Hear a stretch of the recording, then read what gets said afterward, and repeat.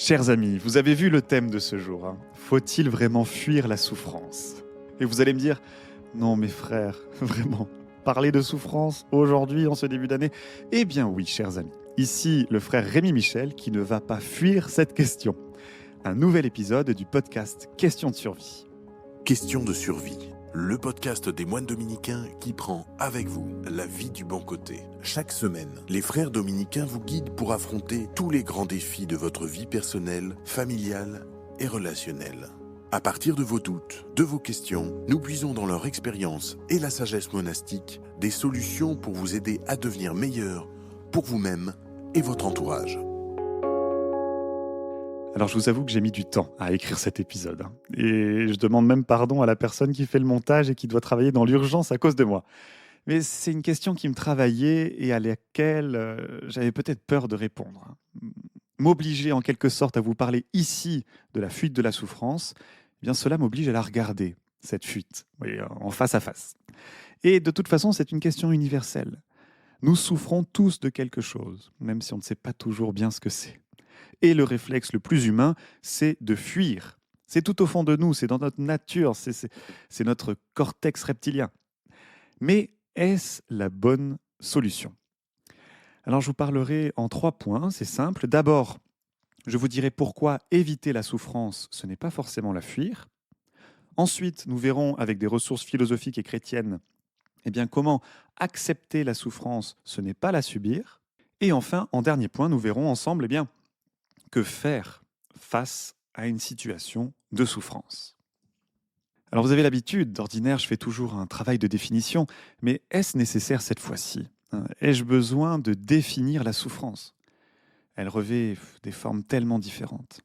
Ce qui est souffrance insupportable pour l'un peut être incommodité passagère pour l'autre. Il y a la souffrance corporelle, bien sûr, et celle-ci, c'est le médecin qui la soigne, c'est à l'hôpital. Mais il y a toutes les autres souffrances que nous connaissons trop bien pour que je les énumère toutes, hein. Un deuil, une trahison, un abandon, un rejet, un mépris, une injustice, bref. Ça peut être des souffrances silencieuses ou cacophoniques dans nos vies. Et face à celles-ci, à ces souffrances, se pose la question de fuir, s'éloigner, s'écarter de cette souffrance. Fuir, c'est se soustraire hâtivement à un péril, à une menace, à quelque chose ou à quelqu'un. Et dans la notion de fuite, il y a cette idée qu'il faut partir rapidement, urgemment, sans réfléchir. Et c'est effacer artificiellement, parfois, l'objet de notre peur. Et nous voilà déjà à notre premier point. Je crois qu'il y a une différence entre fuir la souffrance et l'éviter. Et je vois 4 idées principales. Premièrement, fuir, c'est nier. On peut vouloir minimiser parfois, enfouir la souffrance qui se présente à nous. On va se dire, ce n'est rien, ça va passer, hein, on connaît la chanson. Alors que, au contraire, éviter, ce n'est pas nier, parce qu'on évite intelligemment ce qu'on reconnaît. Vous voyez, voir ma souffrance, la nommer et la désigner, ça me permet d'éviter une souffrance inutile, le combat contre la réalité. Deuxième point, soyons clairs, éviter la souffrance, c'est éviter la souffrance inutile, pas la souffrance inévitable.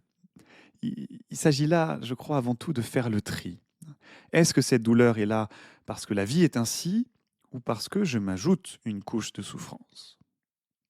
Donc, ne pas nier cette souffrance, faire le tri entre souffrance inutile et inévitable. Et puis, troisième point, éviter, je crois, peut être un choix de protection au lieu d'une fuite aveugle. Je mets des limites, je cerne la souffrance et je vois comment je peux la contourner ou la traverser ou m'en éloigner sciemment. Vous voyez, ce ne sont pas des fuites, mais une preuve de maturité émotionnelle. Et enfin, quatrième et dernier point, quand on fuit, on agit dans l'urgence. Alors bon, parfois, on n'a pas le choix. Mais cette urgence, elle est enfermante, elle nous enferme. Alors que éviter la souffrance, c'est agir avec conscience. On peut se poser cette question, qu'est-ce qui est juste pour moi maintenant? Donc vous voyez, fuir et éviter, ce n'est pas pareil. Éviter, ce n'est pas nier, c'est nommer, c'est faire le tri, c'est un choix de protection. Et c'est un choix réfléchi qui n'est pas fait dans l'urgence. Et je vous avoue que c'est difficile de vous partager à cette étape de cet épisode une expérience personnelle, parce que ça serait me livrer un peu trop. Si j'étais sincère, je vous dirais que je suis peut-être le premier à fuir face à la souffrance. Et donc, c'est aussi un peu pour moi que je fais cet épisode, pour nous. Mais c'est aussi difficile de donner quelqu'un en exemple. J'y ai réfléchi, mais bien sûr, on connaît tous des histoires, des réactions, des actes valeureux d'acceptation, de confrontation à la souffrance. Mais on fait aussi comme on peut, parfois, vous voyez, dans l'épreuve. Et je voudrais pas que vous vous sentiez obligé ou forcé par un exemple d'acte héroïque, comme dans le cas de l'acceptation d'une maladie. Alors disons, je vais prendre un cas, je ne sais pas moi, générique. Disons qu'une personne, on va l'appeler Christelle, se réveille avec un poids dans la poitrine. Un conflit non réglé. Une conversation repoussée depuis longtemps. Et Christelle, elle pourrait faire comme si de rien n'était. Elle pourrait se répéter que ça passera. Mais ce matin-là, elle s'arrête. Elle reconnaît l'inconfort, la boule au ventre, sans la dramatiser ni la combattre. Elle se dit simplement, oui, ça fait mal et c'est normal. Alors, elle accepte d'avoir cette discussion difficile. Rien ne se règle complètement, vous voyez, mais quelque chose change.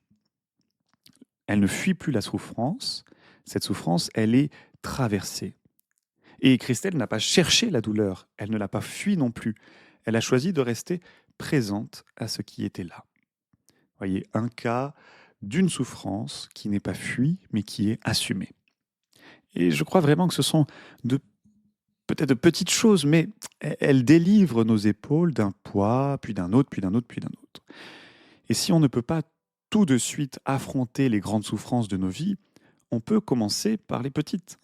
Et je pense en cela à Fatima. Je ne sais pas si vous connaissez, c'est un lieu d'apparition mariale au Portugal. Et la Vierge Marie invite les gens à faire des sacrifices pour le bien des autres et la conversion des cœurs. Alors on se dit, ah ben voilà qu'on est invité à souffrir, à se faire souffrir. Mais non, elle ne demande pas de rechercher des souffrances inutiles ou de s'imposer des mortifications extrêmes, mais bien plutôt d'offrir notre vie quotidienne, nos petites difficultés, nos efforts. Vous voyez, dans une forme de don, puisque ces actes d'offrande sont vécus avec amour. Donc si vous êtes dans une situation de souffrance, ou si vous craignez qu'une souffrance revienne ou réapparaisse, il est possible d'agir dès à présent. Et si vous avez fui, ou si vous fuyez encore, ce n'est pas grave. Ce qui est important, c'est de voir qu'on peut, à n'importe quel moment, reprendre la main sur sa souffrance. Et nous arrivons au deuxième point de notre podcast. Accepter, ce n'est pas subir. Et nous allons le voir à travers la sagesse philosophique et la sagesse chrétienne. Et je remarque que j'ai souvent l'habitude avec vous de vous citer des philosophes stoïciens. Alors je ne suis pas moi-même stoïcien, mais voilà, il y a des limites à leur sagesse, mais il faut avouer qu'Épictète est intéressant sur bien des aspects. Et je le convoque aujourd'hui pour vous dire, accepter, ce n'est pas subir, c'est changer de posture, de passif à actif. Parce que subir, c'est être écrasé par ce qui arrive. Et ni vous ni moi ne le voulons. Accepter, c'est reconnaître la réalité tout en restant acteur. Je n'ai peut-être pas choisi la situation, mais je choisis comment y répondre. Et justement pour Épictète, accepter une situation, ce n'est pas s'y soumettre passivement. C'est reconnaître que je ne contrôle pas l'événement, bien sûr, mais je contrôle encore mon attitude face à lui. Et le deuxième auteur que je convoque, c'est l'écrivain Kafka. En fait, pour tout vous avouer, c'est lui qui m'a donné l'idée de cet épisode.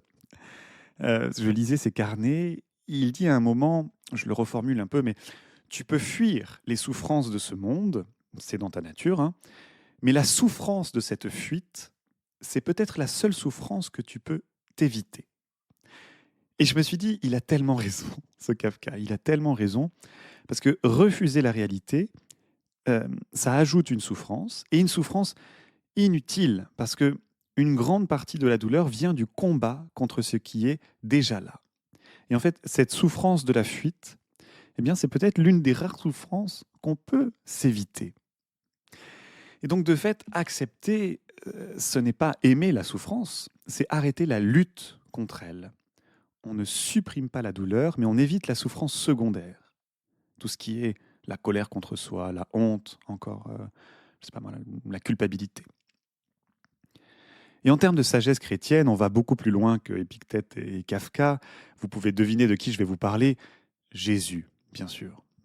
Au Mont des Oliviers, Jésus ne cherche pas la souffrance. Vous savez, il est dans un moment d'angoisse parce qu'il pressent, il sait qu'il va être livré, qu'il va souffrir et mourir.